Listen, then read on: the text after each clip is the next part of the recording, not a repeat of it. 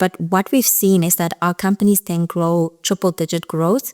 And I'll give tangible examples. We've scaled now over 50 companies that we worked with, accelerated. Some of them well-known brands in South Africa. But most of them have grown double-digit in a year.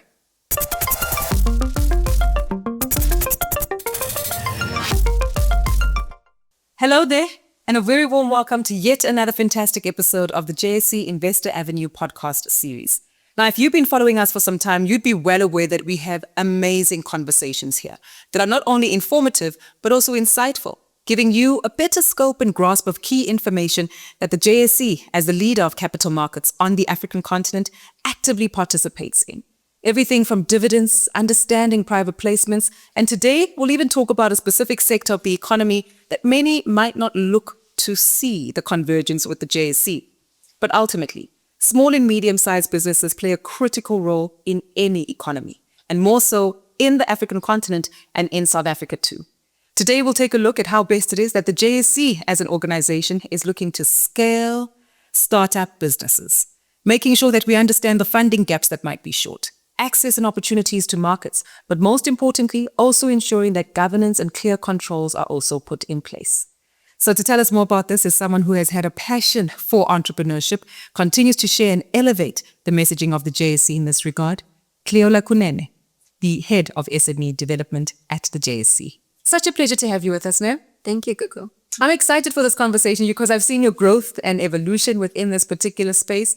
And maybe when we think SMEs, entrepreneurship, again, we might need a gentle reminder of just how critical this particular sphere of the economy is to the growth and development of the country. Thank you very much. Thank you for the opportunity to engage and talk a little bit about what we're doing in the SME space. I mean, SME is not just relevant for the JSE as an organization in terms of us supporting the economy. If you look at the role of SMEs globally, SMEs are critical for any economy to be sustainable and to grow long term. So yes, we like to talk about, yes, entrepreneurship is important, SME is important, but actually they contribute meaningfully to any GDP and to job creation. So they are critical, not just important. I'm so glad that you highlight this because so often when people think JSE, they think all these blue chip, big mega companies, which they are, and they have contributed really significantly to the wealth of the economy, GDP as well, employment too. But all of these businesses started off as small entities too. So it does show the correlation in terms of the partnership between the two sectors. And maybe take us further into that to understand how the JSE goes about supporting entrepreneurs in their fields, even getting into specific sectors and industries of interest. No, perfect. I think let's start with the economy, aspect, and just to give context in terms of South Africa, because often, we don't have a lot of contextual information as to why we need certain things. Contextually, South Africa comes from a commodity type economy, and that was essentially what the exchange was founded on, Johannesburg Stock Exchange, right? In terms of trade. But if you look at economies that are growing rapidly, it's economies that have significant industrialization, which means that it's not just primary extraction, it's also, the processing and the creation of things. There's a value chain. There's a value chain. Now, we also have a lot of intermediary services in South Africa, such as financial services, technology companies, etc., and then secondary services, which then support the primary services. But if you look at SMEs, in order for SMEs to kind of grow in the economy, they need to both be part of the value chain for primary services, and they need to be creators of industrialization, which means that they're not just the secondary or the intermediaries, they also are creators. And we look at it from both aspects. We look at how do we support SMEs that are creating, as in manufacturing, ideation, innovation, and unique technology, such as IP, unique IP, because we do know that as an economy, you make more money sustainably long-term if you have unique IP and you have industrialization, and we support SMEs in terms of secondary services. Second to that, we look at it from two parts. We look at it from a development perspective, as in how do we support medium-sized companies that are scaling to become large enterprises? And then how do we support small businesses to get access to the development solutions that they need, and more importantly, access to funding. So when we look at medium-sized companies in terms of scaling to become large enterprises, we really look at companies that are ready for that next stage of growth, which not everybody is, and that's also okay, right? But if we could, for instance, just have one more Pick and Pay, for instance, in South Africa, what would that mean for the economy? That's essentially it. So true. Funny you mentioned that. In my mind, a Boxer already came to mind, right? Just how it started off as a small entrepreneurial business 50 years ago, bought out by Pick and Pay, now independently listed on the JSE. So it really gives us a better understanding of that multiplier effect over the long term. And maybe this is what we also need to dive into. As you said, the JSE speaks to a spectrum of businesses, depending on where they are in terms of their level of growth as well as scale. Take us deeper into, the journey to make sure that the JSE itself is capacitated with the necessary teams to identify these businesses, their various degrees of growth, and most importantly, tapping into the opportunities that you can look to expand on. Absolutely. So just structurally, we have about 3 million companies in South Africa. At the top, and you can look at it, visualize a pyramid structure. At the bottom of the base is about 2 million companies. Then you go further up, and as you go up in the pyramid, they become larger, but there's less and less companies. So we kind of play in the middle, right? So when we're looking at how we identify companies, it is companies that are, especially in terms of revenue, we're looking at companies that are $1 million in revenue and up. And that's important because they need to have had an operating history. They need to have been demonstrated that they are sustainable, because scaling or acceleration is not incubation. It's not the same thing. We're not trying to teach companies the fundamentals. We're trying to help them with the next stage. And I'll give you an example. Some companies that I can mention. For instance, one of the companies that's one of my favorites recently worked with Makamisa, which is a sauce making company. They manufacture sauces. Very small company, and identifying that company, not yet quite there. They came from incubation from CEDA, which is now CEDFA. And the next stage of growth for them was, okay, how do we take that to the next stage? How do they become the type of company that can supply sauces, mayonnaise, all of these things to a KFC, to a Nando's, etc.? And that doesn't happen by itself. It happens with real acceleration.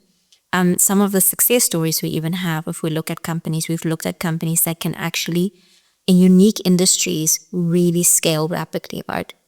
And not just locally, but internationally as well. So we've accelerated companies out of the South African market, and companies that actually can provide both products and services in new markets. US has been a great opportunity for us. Yes, we're not going to go into what's happening with the current macroeconomic situations.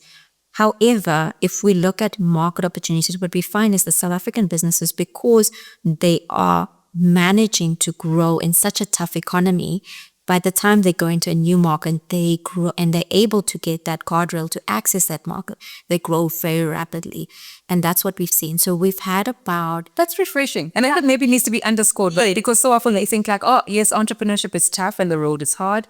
And we often bemoan the challenges we have in South Africa, but it almost seems as though it fully equips our entrepreneurs to quite literally tackle anything. An MBA of life experience really in entrepreneurship. Exactly. And if you look at the key formulas, when they start out small, it's very much up to the entrepreneur.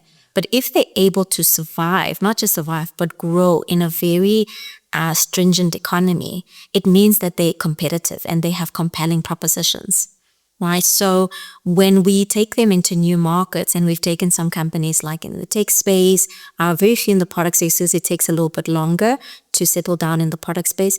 But what we've seen is that our companies then grow triple-digit growth.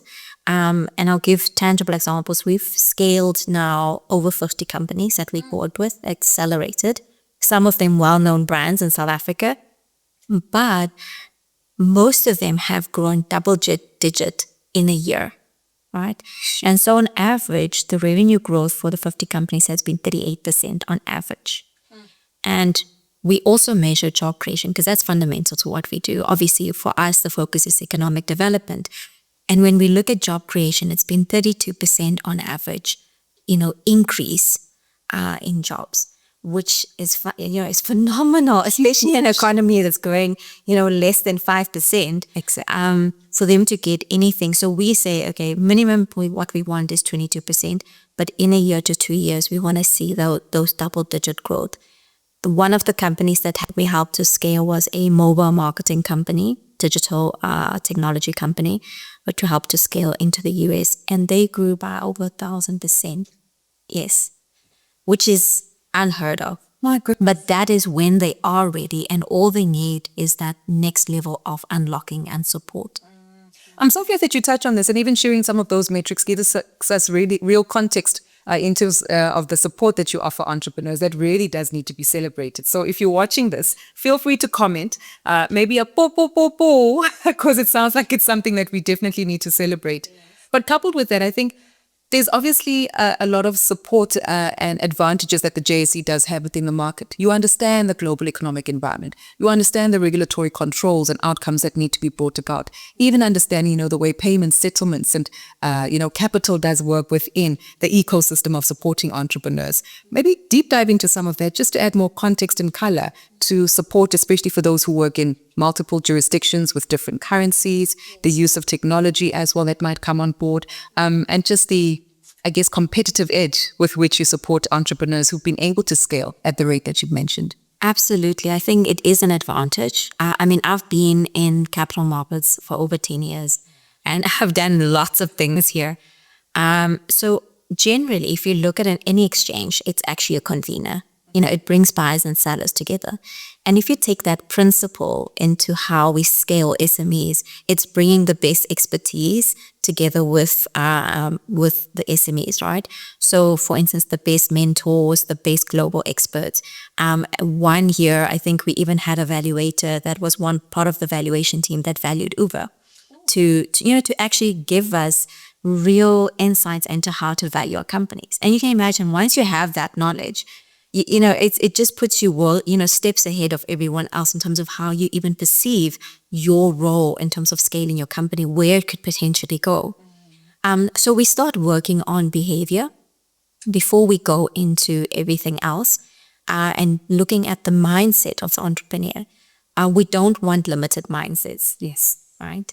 Yeah. Because if you're looking at blue chip, you can't be limited. Exactly. And then obviously behavior also comes with the willingness to make certain changes. Some of the companies have to pivot. It's not just about scaling. They have to change their strategy. So we look at strategy. We look at governance. There's no way that you're going to go without strong governance. That means efficacy, getting the basics right, getting your board right. Looking at, even if you're going into another country, your tax has to be in order here first. Yes, right. That's true. Get the tax in order. Get the basics right. And then when we look at other jurisdictions, it is really about understanding policy first. Right? Where can we take advantage? The US, for instance, as I said, was a nice one because we had AGOA, right? Which was such a simple, very effective policy that we could actually use and leverage to gain an advantage for our companies. And then when we go into certain territories, we try and create soft landing experiences, which means networks and opportunities and market opportunities in those territories. But it can get complicated, right? Consider that if you, for instance, want to take your product into another market, if you look at, for instance, retail, some retail require that you have sufficient product in that market, because if they want the product today, it should be there. Gotcha. Right? They're not going to do warehousing for you, so you need to go and source warehousing. Some, even if you're a service company, some of them have their own regulations, their own requirements that you need to meet.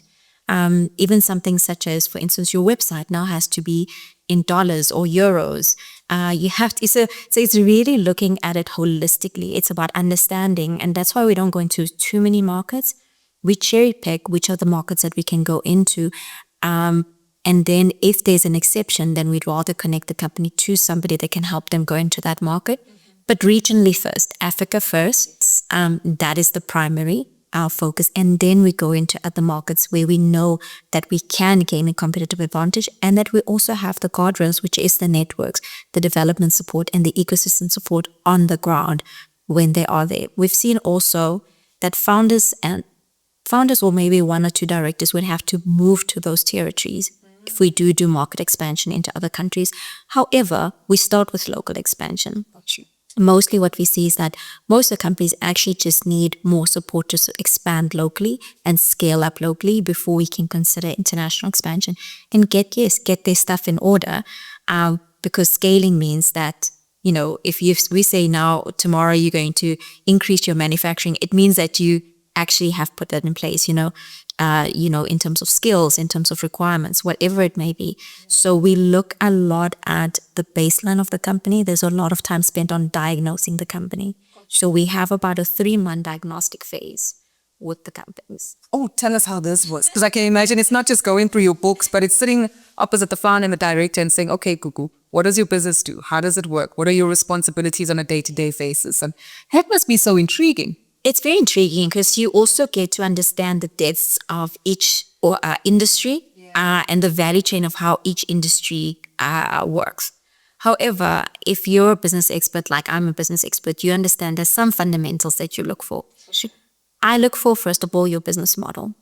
How do you actually make money? And what will surprise you with most companies is that they would have 3 different types of business models in one company without realizing it. Would that always be a bad thing? Because I'm thinking you're trying to expand on revenue drivers. Yes and no. Got you. Because it depends on cost versus value. If you're making money in so many different ways, you don't actually understand how to optimize how you're making money. Got you. Right. So for instance, if you're making money through subscription models, but on the other side, you're making money through projects, the project may be a lot more cost and effort, very little money, whereas you could just have expanded the effort in your subscription model and gotten more annuity out of that model. So we look at even things like that. How are you actually making money? How much is it costing you to make that money? The effort for $5,000 and $5 million, believe it or not, is actually the same. The only other difference is the other one has more zeros at the end coming into your account. Yeah, but you're right. Yes. So when we look at diagnostics, we look at, the management team, we look at the bench strength, we look at the financials, we look at the strategy, very specifically the market access, the market growth opportunity. What is actually the market that you can obtain, right, with what you have, and what do you need to get there?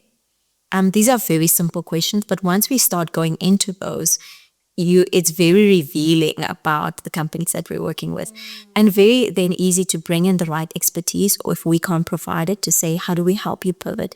And I mean, we've had some amazing companies that now really has pivoted. I mean, one of the companies we worked with, they started as an architecture company mainly, and then had a bit of construction, realized that the construction piece actually was more valuable for them, but we had to synchronize the model for them to go out of providing the solutions for, your typical corporates, which was their essential target market, to, for instance, schools and clinics.